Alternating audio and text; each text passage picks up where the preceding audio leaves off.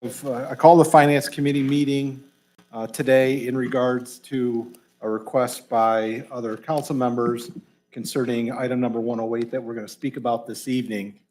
Finance Committee members that are here are Steve Horniak, Beth Ackerman, myself, and all but Terry Reeves is here, or he's out of town on vacation this week. So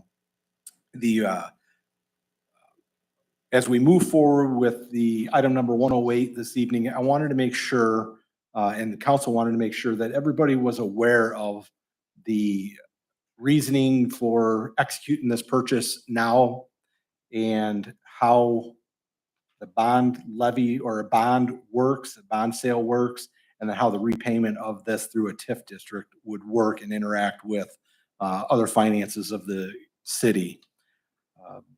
I will turn it over to the administration, Mr. Joel Mazer, to present to us item number 108 and explain how we're moving forward with this. And I think he put together a small slide presentation for us. Mr. Mazer? Thank you. Go ahead. Okay. Thank you, Mr. Chair. I'll just start up and Ms. Schneider, can you put the presentation up? Thank you.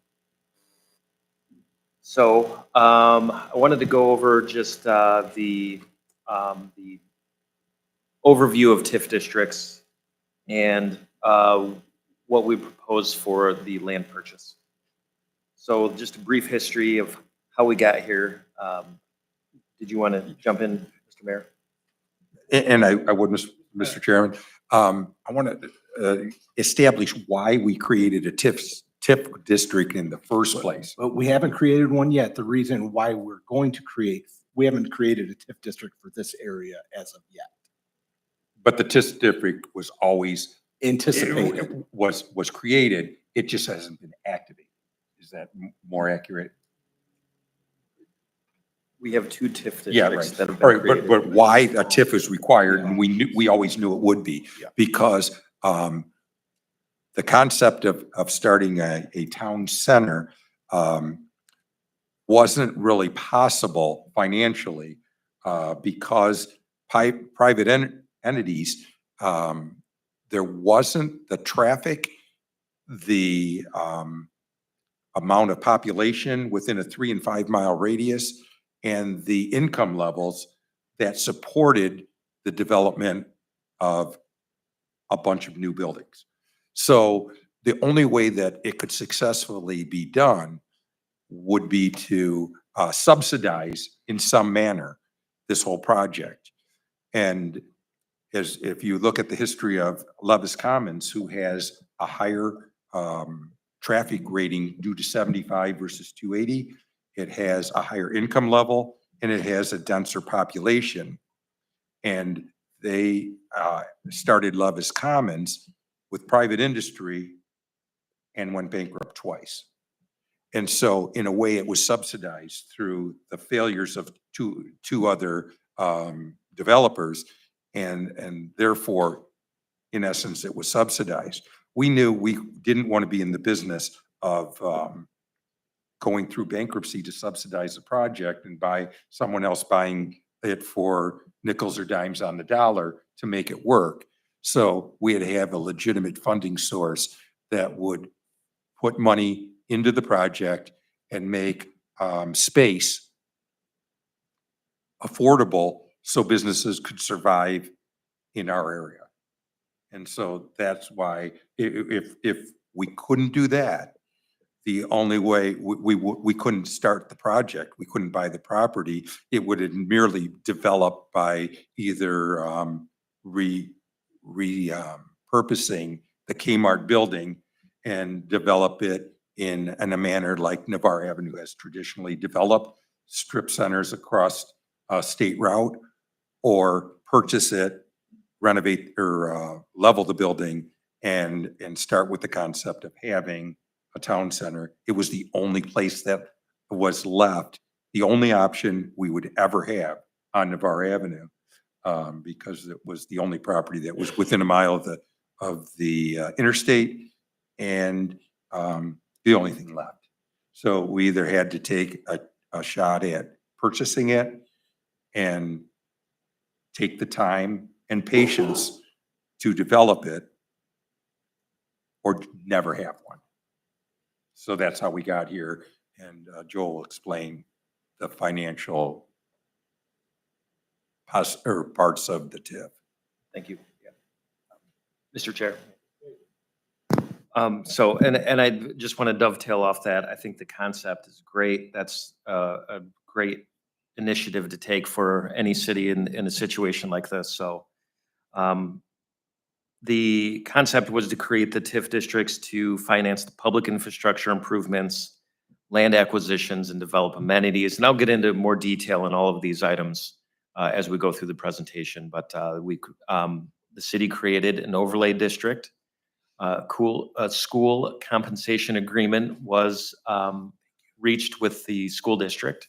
There was one TIF district that was created, and that was for the apartment complex section. I'll get into the map a little later too. And there was also a 2-parcel TIF that was created, the S&G gas station and Whitewater car wash. That was created because the development had happened and it was more of an opportunity for us to capture the increased tax values. So when I go through and explaining the concept of how a TIF works, hopefully everybody will understand a little better why that 2-parcel TIF was created, and it's all to benefit the project and the city. So to the next slide, please. And just to go back on one thing, the apartment complex, the groundbreaking is still, as far as I know, is still slated for late summer, early fall. And the reason for the delay so far in getting that started is they're having a hard time finding electrical components, like in specific transformers. That's been a difficult item to obtain for developments. So what is a TIF district? It stands for tax increment financing. It affects where the property tax is distributed. It's not a new tax or an additional tax.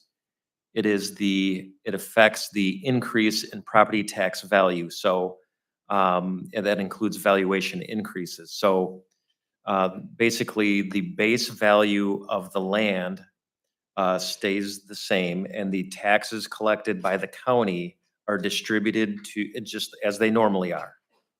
And then any increase in tax valuation, any property tax that's generated from the increased valuation goes into the TIF revenue fund, and that's collected by the county and then distributed to the city. So I know that was a lot, but basically in the breakdown of tax distribution, as it normally is, about 68% of it goes to the schools. And the remainder of that goes to, that's for all property taxes, and that remainder of it goes to county levies like the Port Authority, Board of Developmental Disabilities, CSB, the zoo, and there's a whole list of them. If you want to copy that list and the percentages, I have that. I did put in here, Oregon currently receives about 3 to 4% after, and I didn't have that exact number handy at the time. I did find it this morning. I believe at one point it probably was around 3 to 4%, but as of right now, it's about 2.37% based on the information that I have right now. So the city does receive a small portion of property taxes now, but it is a very small portion. Next slide, please. So this is kind of a very basic graph of how tax increment financing works. So you see at the bottom, the base value, property value stays the same, and that tax revenue, property tax revenue that's generated from that still gets distributed amongst all the county levies and the school district, as it normally does. So once the blue dot at the bottom on the left, the creation of the TIF district starts, any valuation increase that occurs, any taxes that are collected from that valuation increase goes into the TIF revenue fund and then gets redistributed to the city at each half, because you got to pay your property taxes in halves. And during that whole length of time, so whatever the time period is, so you see on the right, typically a TIF district is created is you can go to 30 years. So that's what would be proposed. I believe that's what the other two TIF districts that we have now are 30-year TIFs. I'd have to check on the apartment one that happened right after I started. Nick, do you have that? I was thinking Mr. that Chair? the apartment complex was 25 years. Okay. I believe. But the two parcel TIF was 30 years. So, so yeah, the base value, so not to read off the slides here, but it'd be a 30-year TIF. Now, 10 years for the residential TIF. I'll get into a little bit about residential TIFs later. We do have one residential TIF that will be created as a part of this, or at least be proposed to council for approval. But the captured TIF revenue within the TIF term, so within the 30 years, is collected by the county, distributed to the city. We do have an agreement with the schools where we do distribute a portion back to the schools. Right now, the split is 60% comes into the city, 40% gets distributed back to the school district. Some counties do it differently. Sometimes the county distributes that. They take the school compensation agreement and they'll just distribute it directly to the school system rather than distribute it to the city and then have it distributed to the school. Just a nuance, but that's just the flow of, just kind of explaining the flow of money. So I know that that's a lot. I don't know if you think it would be a good idea, Mr. Chair, to pause for any questions as we go through this, or? Sure. At this point, is there any council members, do you have any questions in regards to what has been discussed so far? Mr. Wallencheck, Councilman Drake. Mr. Major, I'm assuming this will affect businesses that are already there? Or just, it'll be the new businesses coming in? So, Mr. Chair and Mr. Drake, how the businesses are affected is there's no new tax. They continue to pay the same amount of property tax that they've always have. When a TIF district is created in an area where a business already exists, anytime they have a valuation increase, that property tax that would be collected regardless, any valuation increase goes into the TIF revenue fund and gets distributed to the city. Okay, thank you. Thank you, Mr. Drake. Mr. Chair, could I jump in real quick too? So with the school compensation agreement, it is 40% of what they would have received. So the money that comes in, they would receive around, I think you said 67%. They would get 40% of that 67%, just for clarity. Yep, thank you. Yep. Thank you, Mr. Roman. Council, is there any further questions before we move forward? Mr. Mazur? Thank you, Mr. Chair. And then the next slide, please. So there are different types of TIF districts. Typically go 30 years, and they're typically used for public improvements, debt service payments, and all of that. We kind of went over that already. So 40B TIF, that's kind of what we're talking about here, and that's likely what we'll propose to City Council for the remainder of all the TIF districts that are being proposed to do 40B TIFs, which are used for roads, utilities, public space, public amenities, and land acquisition. Those are the eligible uses. And I'll get into a slide later, they have to be used for items that would benefit the TIF area. And I already looked into it. You can't use it for the renovation of station number 42. Because I wanted to see if that would be an eligible expense, and that they did away with that because there were cities out there that were kind of playing shell games. They were using TIF revenues to redo roads and then reallocating those funds to redo fire stations and kind of shuffle things around. So that was, the state put a stop to that. Now I wanted to touch on what a 41 TIF is, and that can be used for private development. We talked about that when the prior developer was a part of the project. We're not going to propose using that at this point. We're just proposing to use it for like your traditional 40B TIF for public improvements. Residential TIFs are separate. They're more nuanced and they vary and they're more restrictive too. So I'll just pause there and go to the next slide. So you've seen this map before. So the TIF number one, as I had on one of the first slides, TIF one, that's the orange section. That's where the apartment complex is going. That TIF has already been created. That is a 40B TIF. Excuse me. The two parcel TIF you can see in the blue to the right is thank you, has already been created. We did that because you can't, if you create a TIF district before the valuation changes, you collect that increased valuation TIF revenue.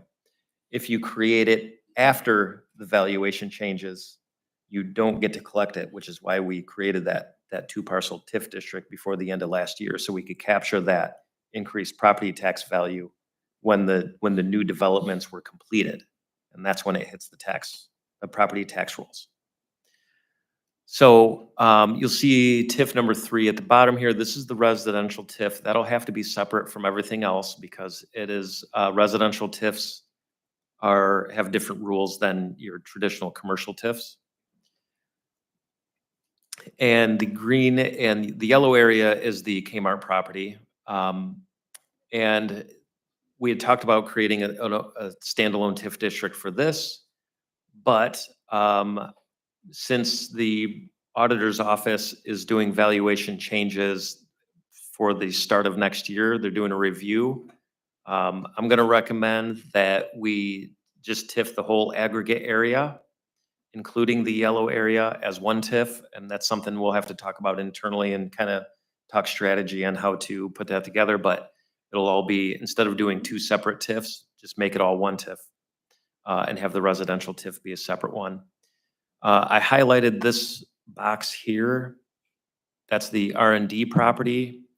We may want to leave that out since it's vacant land. And as you know, TIF is all about timing. So once you create it, the clock starts.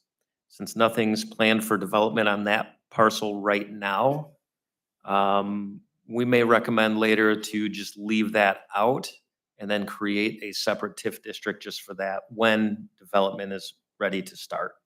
Because the clock starts when you create it and then you have 30 years. The last thing I'll note on here that's not on the screen is we may want to consider when creating the larger aggregate area to extend it out further down Navarre Avenue and capture up to I-280. So just something to think about later down the road. So when you see this map now, we're going to have to evaluate what it is we want that whole district to be. So any questions so far on this map? I know that I'm throwing a lot out there right now. Mr. Mazer. Yep. Thank you, Mr. Mazer. At what time do you anticipate bringing the TIF for the aggregate area before council? All of it before the end of this year.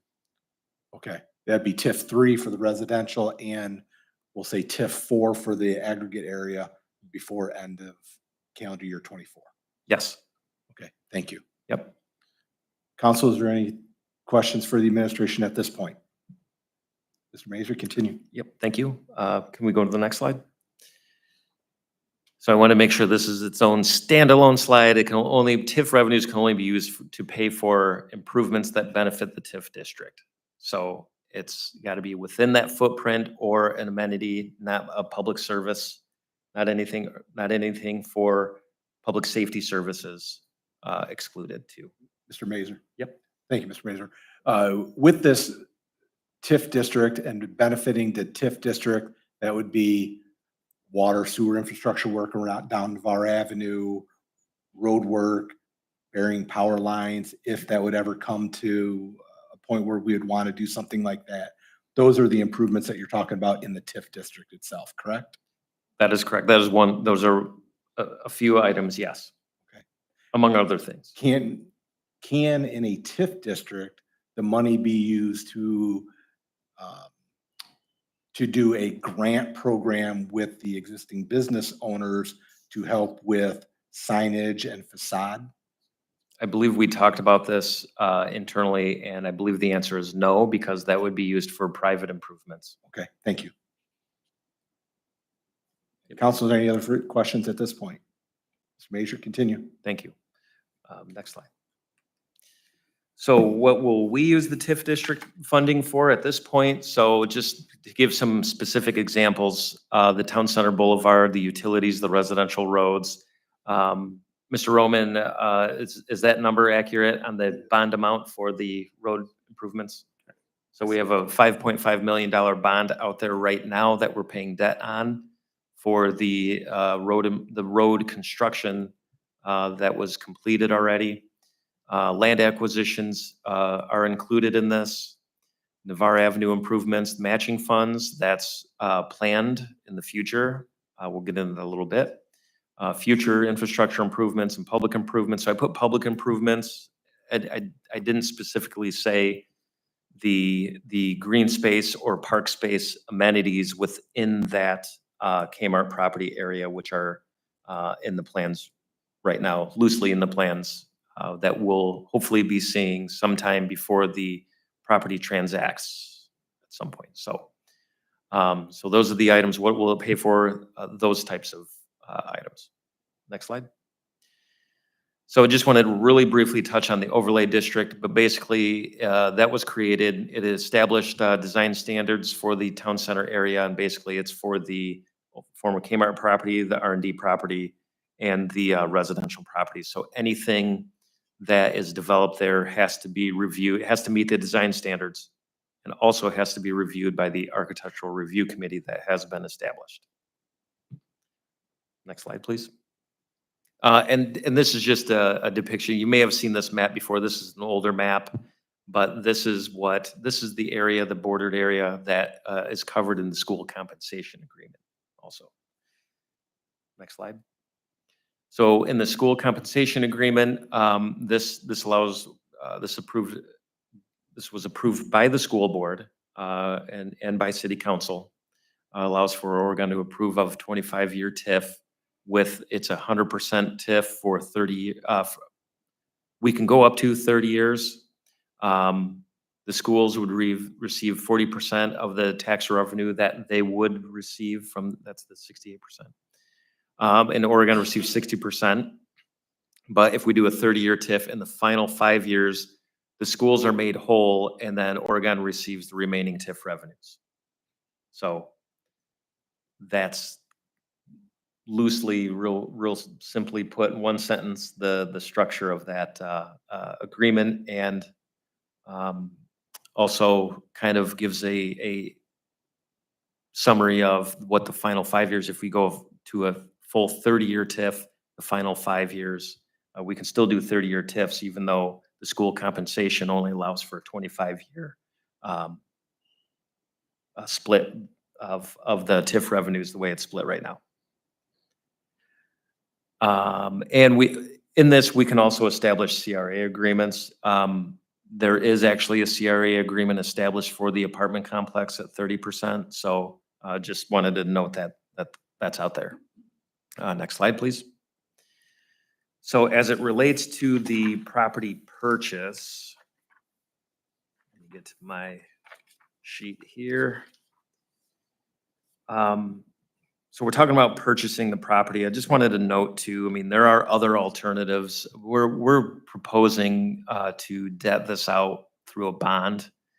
The other alternatives are to do nothing and give the property back, which I don't think anybody wants to do, or to buy it outright using the general fund operating reserve balance funds, which we're not recommending at this time. So this would be a non-tax revenue bond, and it's necessary to be a non-tax revenue bond because of the nature of the revenues that are being collected for the repayment. Doesn't affect the city's bond rating, but it is a slightly higher interest rate, and we're told that it's about 10 basis points higher. We wanted to make sure that it was callable. We wanted it to be callable after 5 years. That way the loan could be restructured in the event that interest rates go down, or if there's a way to restructure the loan where we could expedite the repayment of it. If, shorten the 30 years to some other increment. If more TIF revenues are coming in and it makes sense, we can pay it off a little quicker, or, we have options. Mr. Mazer, Yep. in a bond like this, is there a penalty for early payment? Not after 5 years. That's, I wanted to make sure of that. Thank you. So in purchasing the property also is necessary for the developer so that they can secure financing and secure their tenant leases. That's the point of going through this process of purchasing it now, so that the tenants and the financing agencies know that the project is real and that we're moving forward with it. Last little note here is that we have been paying an annually, I believe just under $50,000 annually in property taxes. Technically, the property right now is in the name of AMJB, whatever company that is. And it's still subject to property tax. So we are paying that property tax in addition to the lease payments as of right now. Next slide, please. So right now, the bond sale date is scheduled for August 22nd, closing date for September 5th, then we proceed to property closing. And then the per the development agreement, we'd schedule a time to schedule a closing date to transfer the property to the developer. I will note that at that time, I believe we'd probably want to see, and I don't know if we'll be ready for that. I don't want to put you on the spot, Mr. Denman. But hopefully we'll have some more surety of tenant leases and a site plan of what the site will look like and how it will be phased in. So, maybe sometime September, October, we'll have those details and conceptuals that could be taken through the architectural review committee and building plans. And what else can I add in here while you're shaking your head? Yes, that's that's good. Okay. So as of right now, we do owe $4.27 million. We are proposing to go up to $4.5 million in this bond. Overall, this is long-term savings for the city to purchase it now. But as for to go back to the 4.5 million instead of 4.2 million, why that is, and that just gives us the flexibility right now to decide if we want to make that first bond payment using bond proceeds, so we're not pulling out of general fund before TIF revenues are coming in, if that makes sense. Is that okay? So just go to the next slide. So we do need development of the property to occur to start generating TIF revenues. So kind of an important piece to this. I put a note in here, we need approximately $15 million in property market value to generate $300,000 a year. And this would be, we're anticipating this for just the Kmart property. And in that, just in case, development does not occur, if there's a stop or something like that, we'd want a clawback provision in our property transfer agreement to make sure that the city is protected in the way of that the property doesn't transfer, and then we lose total control if development stops, which is typical for property transfers for governments, or should be. That's it for this slide. Last thing I wanted to point out, though, in the development piece is that we're proposing to purchase the property outright right now. In addition, down the road, and Mr. Paul Roman can speak to this a little more about the Navarre Avenue improvements, but we also added in here, as I alluded to before, park space or public space within the main town center site, within the old Kmart property. That's always been a part of the concept. We'll see when the concepts come out from the Architectural Review Committee to review, from the developer, and see how that fits in. But in the development agreement, we did put in there that the city may contribute to, I believe it was up to $1.1 million for the development of the public space within that site. So within the agreement of, transferring the property, we'll want to have some kind of an agreement with the developer, showing that the city does have programming, that it is public space, and that the city does have programming rights within that public space. And next slide, please. That's it for the presentation. Also, what you have in front of you are a couple of examples of some amortization schedules with different interest rates. And that's also up on the screen. So as we go to a bond, we're anticipating almost 4.7% interest rate, depending on how much we debt for. Obviously it varies on the payment schedule. If you look to the column furthest to the right, you'll notice that the bond payments are lower in the first 5 years. The reason for that is an option that we have. We can set something like this up, but obviously it makes the later payments a little bit more, but that's to help us with the first payments as we see development occur.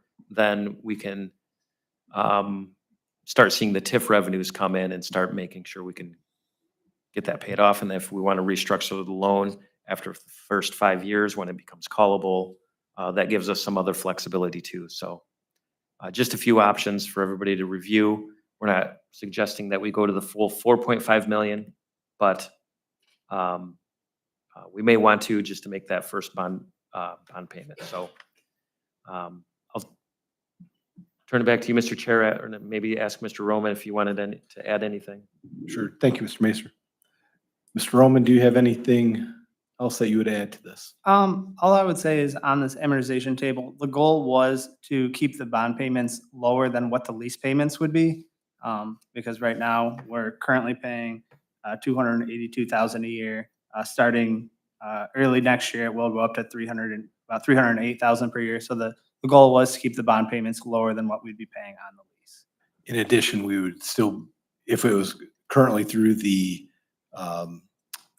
payments as they exist now, we'd also be paying $50,000 in property taxes. So add $50,000 to those numbers. Correct, especially with it being developed, they would obviously go up as time on, as it got developed as well. So Correct. it would be higher than 50,000 in the future. Okay, thank you. Council, at this point in time, does any council member have questions for the administration, either on 108 itself or TIF, the establishments, the inner workings of TIFs? Do we have any questions for the administration? Mr. Chairman, Yes, Councilman Salinger. just a couple questions. I don't know if we have talked about it at all, but do we have an approximate appraisal amount for that property of what it's worth right now? We know that? We have not commissioned an appraisal at this Okay. time. We don't have. Okay, I was just curious on Yep. that. And are there any legalities or any legal actions going on right now that we should be aware of or that are active right now or on the property? I know there were There concerns are. before, but, And Pardon Mr. Chair, Mr. Slander, there are none. okay, that we're thank aware you. of. Yep. All right, thank you. Thank you, Mr. Salinger. Oh, did you want to bring that up? Okay. Ms. Papura. Thank you. The only legal action that is currently being undertaken is there is a pipeline that we're trying to extinguish the easement. So there is that action in common pleas court, but that would be the only action. Thank you, Ms. Papura. Council members, do you have any further questions for the administration?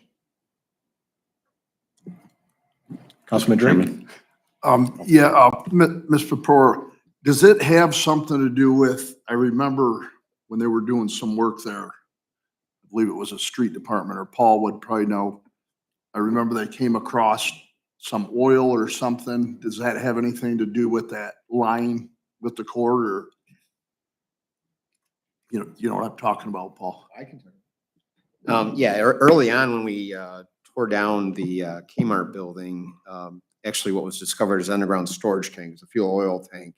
But even, and everything's been cleaned up and everything was done accordingly. But when, at that time, there were two old pipelines that crossed the Kmart property that were abandoned. They physically were disconnected at Dustin and just south of Navarre as well. So they're just pipes that are empty in the ground. But the old easements is what we talk about extinguishing. There is these old easements. Nobody wants to claim ownership of those pipes, but there's these easements that are there. So we are just legally extinguishing those easements.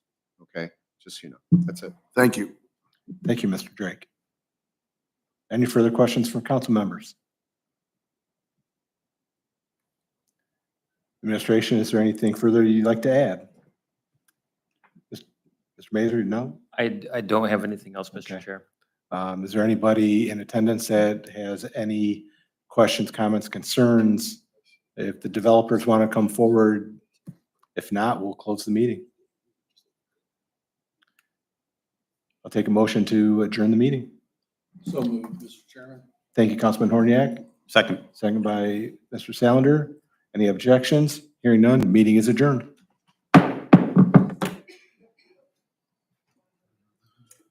We'll shoot to start right at 7 o'clock for the regular meeting.